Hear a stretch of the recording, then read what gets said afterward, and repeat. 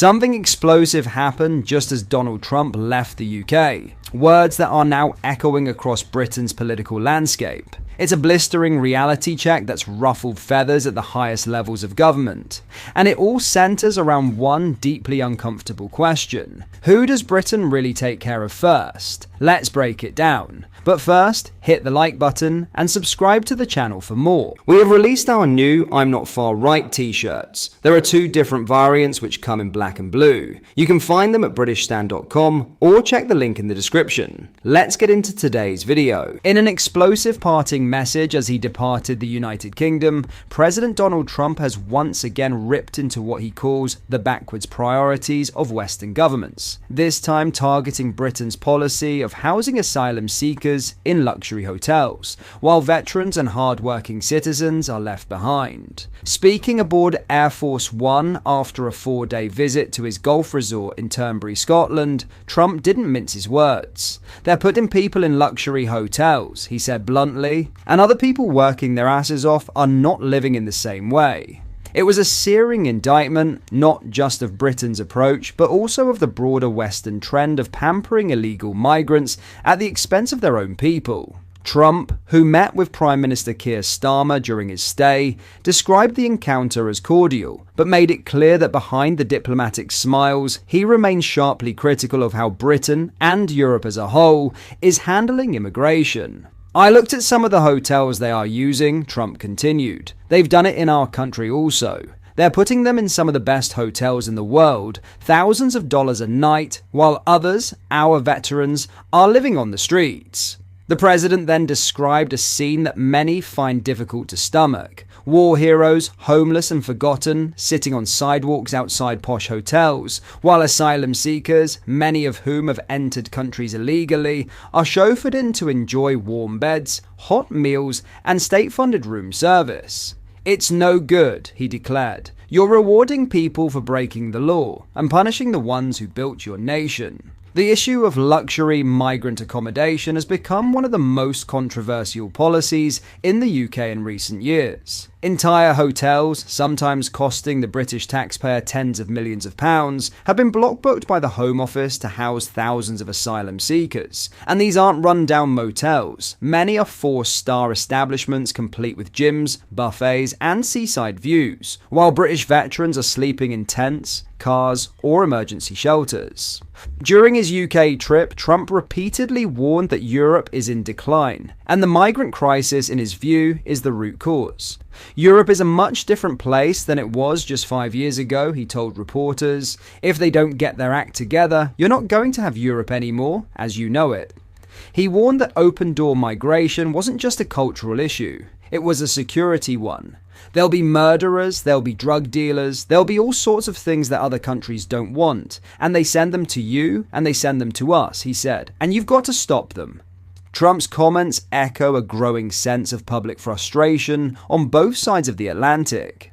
In Britain, hotel-based migrant accommodation has become a lightning rod for criticism. From Kent to Yorkshire to London's outer boroughs, ordinary Britons have asked the same question. Why are our soldiers, our pensioners, and our working poor sleeping rough, while people who broke the law are given 5-star treatment? But the British government is pushing back. Business Secretary Jonathan Reynolds, speaking on LBC, rejected Trump's remarks and insisted that he wouldn't describe the current situation as an invasion. He claimed the government is managing migration responsibly, despite widespread evidence that the asylum system is overwhelmed, with thousands arriving across the channel in small boats each year. Critics argue that Reynolds and Starmer are completely out of touch. They say it's easy to downplay the crisis from behind a government desk, while communities up and down the country bear the brunt of overcrowded hotels, strained public services, and rising crime. For Trump, this isn't just about Britain, it's about the survival of Western civilization.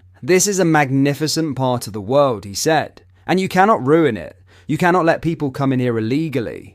Whether you love him or loathe him, Trump is once again saying what many ordinary people feel, but few politicians dare to voice: that the social contract is broken when those who serve and contribute are left in the cold, while those who enter illegally are rewarded with warm beds and government handouts. As he flew out of the UK skies, one thing was clear. Donald Trump may have left British soil, but his words are likely to linger long after. In other news, Sir Keir Starmer is set to recall ministers from their summer break to discuss Gaza after he meets with Donald Trump on Monday. The Prime Minister is expected to hold an emergency cabinet meeting this week as the pressure from his party, and outside, mounts to recognise a Palestinian state. The crisis in the Middle East is also expected to feature heavily in Starmer's meeting with the US President at the latter's golf course in Scotland. It is expected the two will discuss what more can be done to secure the ceasefire urgently, bring an end to the unspeakable suffering and starvation in Gaza, and free the hostages who have been held so cruelly for so long, according to a Number 10 spokesman. Ahead of the talks, Trump appeared to agree, saying,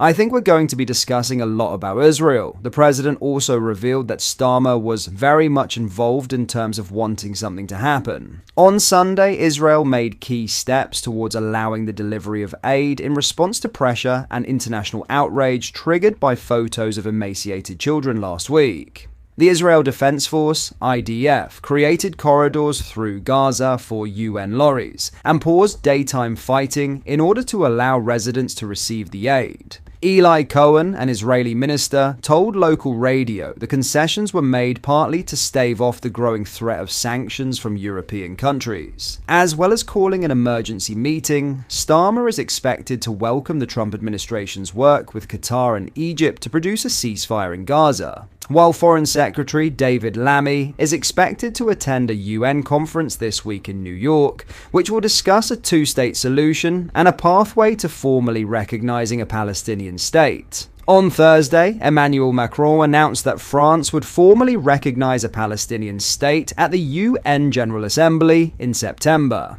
Trump and Starmer are also expected to discuss the progress of the UK-US trade deal, as well as applying pressure on Vladimir Putin to end the war in Ukraine. A Downing Street spokesman said the leaders are set to talk about their shared desire to bring an end to the barbaric war in Ukraine and how to force Putin to the negotiating table. The commander-in-chief, who has been playing golf at Trump Turnberry in Ayrshire since Saturday morning, claimed Starmer was doing a very good job and confirmed they would be discussing the trade deal, which was good for them and good for us. A government spokesman said, "Businesses in aerospace and autos are already benefiting from the strong relationship the UK has with the US, and the deal agreed on May 8th. The government is working at pace with the US to go further to deliver benefits to working people on both sides of the Atlantic and to give UK industry the security it needs, protect vital jobs, and put more money in people's pockets through the plan for change." But just hours ahead of Monday's talks, Trump supporters were seen protesting the pair's meeting. As Trump took to his golf course, his supporters could be heard shouting, "We love you, Trump," while another was seen holding a sign saying, "President Trump, don't trust Starmer." The crunch UK-US talks follow Trump and European Commission President Ursula von der Leyen's announcement of a US-EU trade deal on Sunday. "It's great that we made a deal instead of playing games," Trump declared.